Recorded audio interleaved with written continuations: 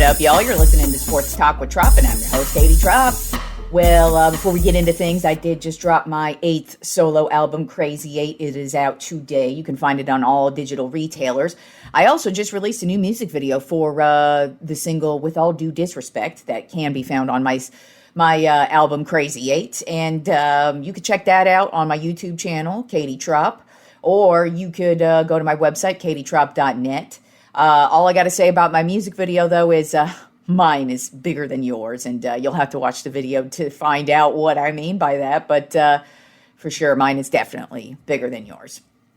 Anyways, let's get into the NBA playoffs, and so far, the second round has pretty much been a runaway from 3 of the 4 series going on right now, and one of them, it's close, but the second game was not close. But so let's just go ahead and get into it. But so far, it's been kind of uneventful for the majority of the way here. So let's get into the first series between the New York Knicks and the Philadelphia 76ers.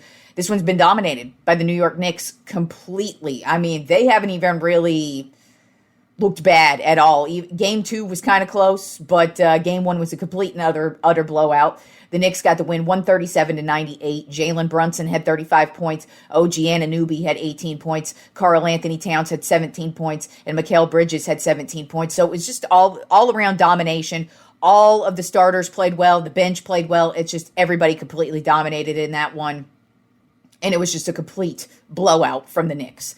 Game 2, Joel Embiid did not play in this game. And you would think that they would have got their asses kicked in this one. They did not get their asses kicked, but they did not get the win. The Knicks got the win 108-102. Jalen Brunson had 26 points. OG Anunoby had 24 points. Karl Anthony Towns had 20 points, 10 rebounds, 7 assists. So he had a double-double. And then Mikal Bridges, he had 18 points. So once again, it was a strong, all-around, great showing from the New York Knicks. The Philadelphia 76ers, Maxey just had to do way too much in this one. Like I said, no Embiid in this one, just because something, I think he has like a sprained ankle or something. I can't recall. It's a new injury though. So, but like I said, you could see this team has been playing different with Joel Embiid in the starting lineup other than game 1 in this matchup, because he did play in game 1.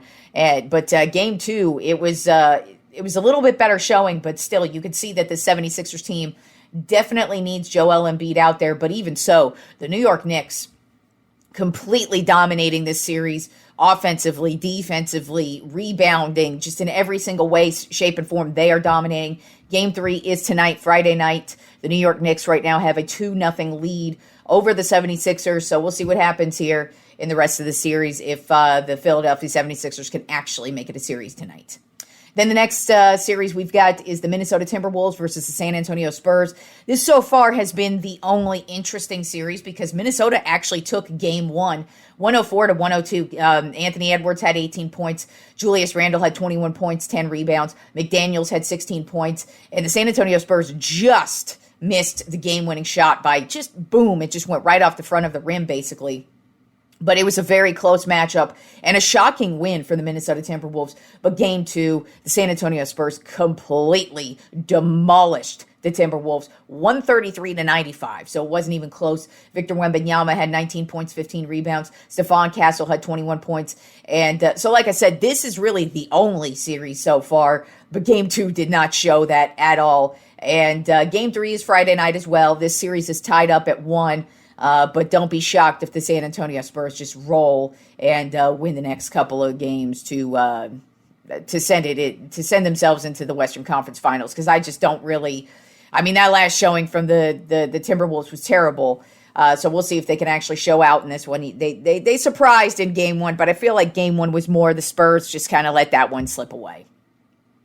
Then the next series we're going to talk about is the Detroit Pistons versus the Cleveland Cavaliers, and this one has been all Detroit Pistons all day. James Harden is doing what I expect James Harden to do, disappear into the playoffs as he does. But Detroit got game one, 111 to 101. Cade Cunningham had 23 points, 7 assists. Tobias Harris had 20 points, 8 rebounds. And Duren had 11 points and 12 rebounds. And so it was just a nice, solid win from the Detroit Pistons in this one. Game 2 was also dominated by Detroit. They got the win 107 to 97. Cade Cunningham, 25 points, 10 assists. So he had a double-double. Tobias Harris had 21 points. And that's just the thing about this Detroit Pistons teams. They just suffocate you on the defensive end, and then Cade Cunningham just knows how to take over on the offensive end, and then he usually just needs one other guy to step in. So far, that's been Tobias Harris, and the Cleveland Cavaliers, like I said, other than Donovan Mitchell, they've pretty much been wilting in the spotlight so far. Game 3 is Saturday night. Detroit has the 2-0 lead right now in that series. And then the last series we have in the semifinals is the Oklahoma City Thunder versus my Los Angeles Lakers. And the Lakers have just not shown up at all in this one. Oklahoma City has kicked our ass in both showings here. Game 1 was Oklahoma City got the win 108 to 90. And it was never close at all. Chet Holmgren had 24 points and 12 rebounds. And, I keep saying about Chet, I mean, it sucks for him because Victor Wembanyama and him play basically the same position. But Chet Holmgren is damn good, too. He is an excellent defender. He is so good in the paint. He is just such an excellent player, but he's going to continue to be overshadowed by Victor Wembanyama probably the rest of his career. Now, I will say Chet has a ring, so that's something that Wembanyama is searching for still.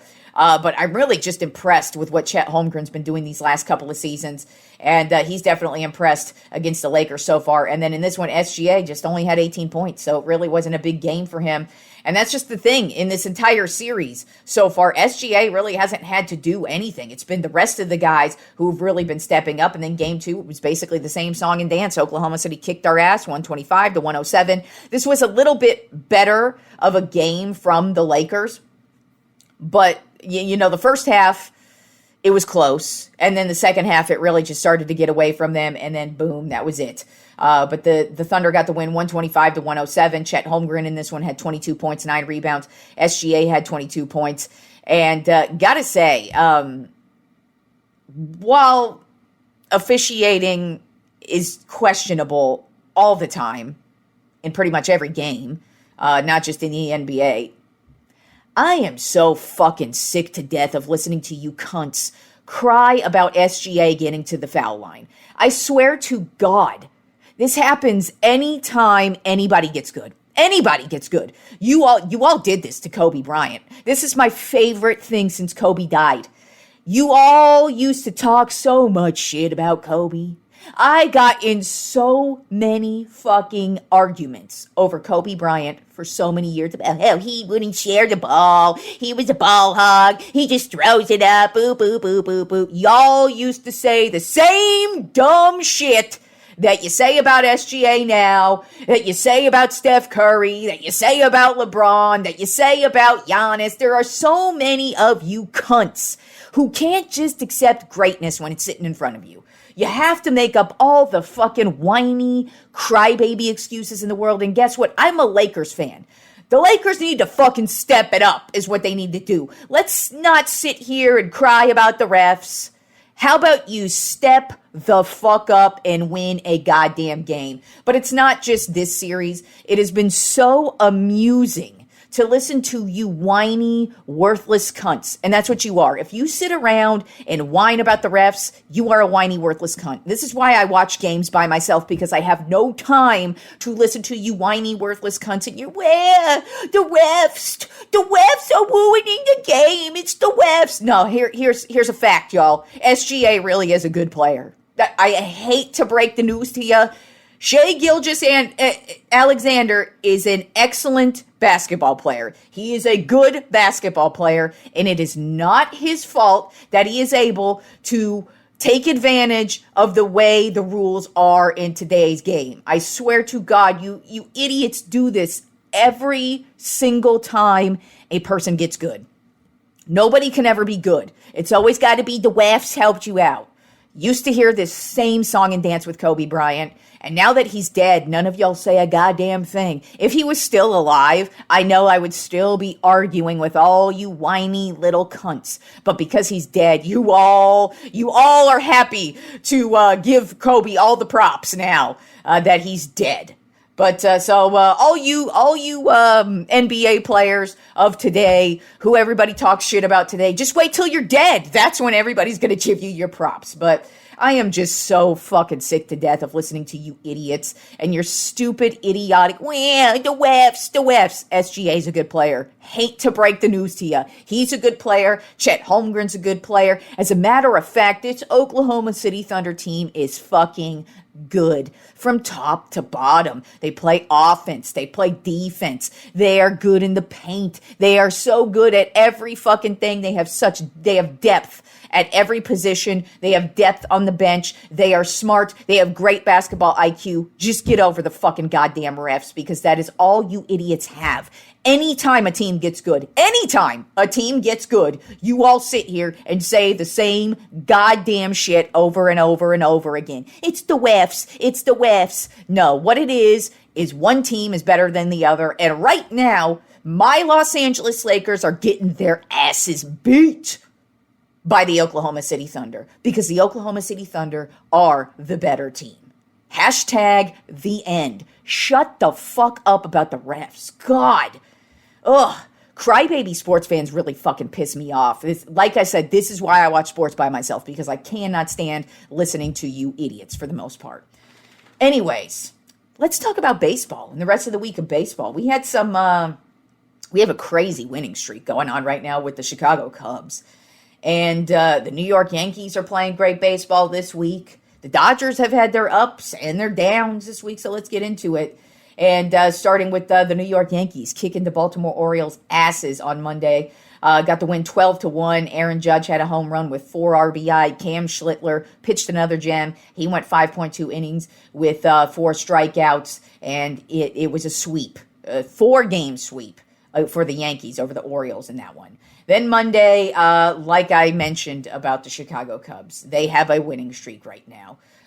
So they extended their winning streak to 6 games on Monday in a win over the Cincinnati Reds, 5-4. Conforto came right in, had a pinch hit walk-off home run in this one.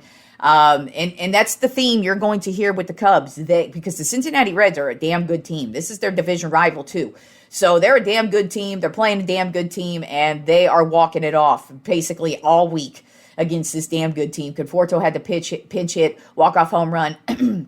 Suzuki had a solid game. He had a home run and 3 RBI in that, and the 6th win in a row for the Chicago Cubs this week. And then the Los Angeles Dodgers had a dominating win over the Houston Astros, 8-3. Yamamoto pitched a gem. He had 6 innings pitched with 8 strikeouts. And Freeland, he went 3 for 4 with a home run. And Will Smith went 3 for 5, and he had an RBI as well.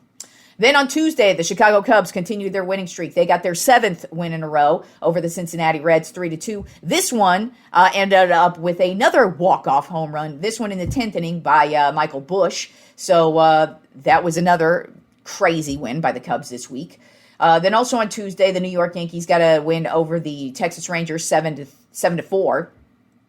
Jazz Chisholm had a home run in this one. Cody Bellinger went 2 for 3 with 3 RBI, and then Ryan McMahon had a home run as well. Then also on Tuesday night, the Houston Astros took down the Los Angeles Dodgers 2-1, and it was a pitching duel between Lambert and Ohtani. Both of them went 7 innings pitched. Lambert had 4 strikeouts. Ohtani had 8 strikeouts, but the Houston Astros actually ended up getting the win in this one. And Walker and Schumacher over on the Astros side both had home runs that night, and that was the deciding factor in that game. Then Wednesday, the Chicago Cubs continued their winning streak at 8.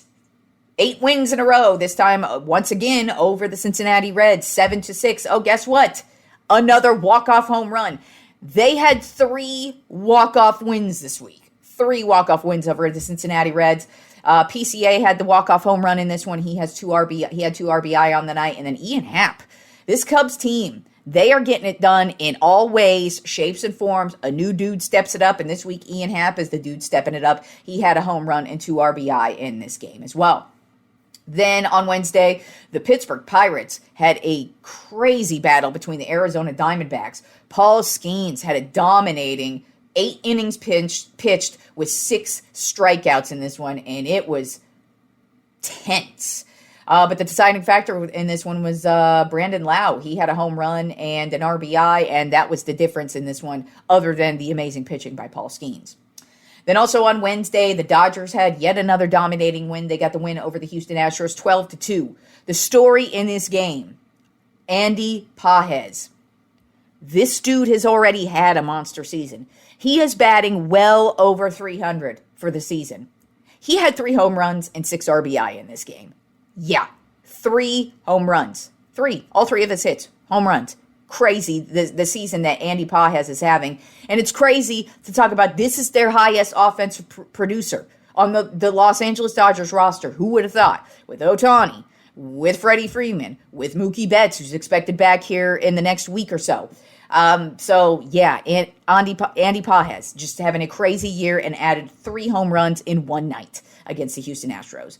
And then last night, the Chicago Cubs continue that winning streak at 9. Got their 9th win in a row, 8-3 over the Cincinnati Reds. Did not need to walk it off this time. Shota Imanaga, he is getting hot. He pitched 6 innings with 10 strikeouts. And Michael Conforto having quite the year with the Cubs. He went 3 for 3 and a home run in this one. Like I said, man, this Cubs team, they've got great starting pitching. They've got a great bullpen. They can produce offensively. They are great on the defensive side of the ball. Man, this Cubs team, really fucking good. We're getting a lot of great baseball from some random teams this year, not just the Cubs.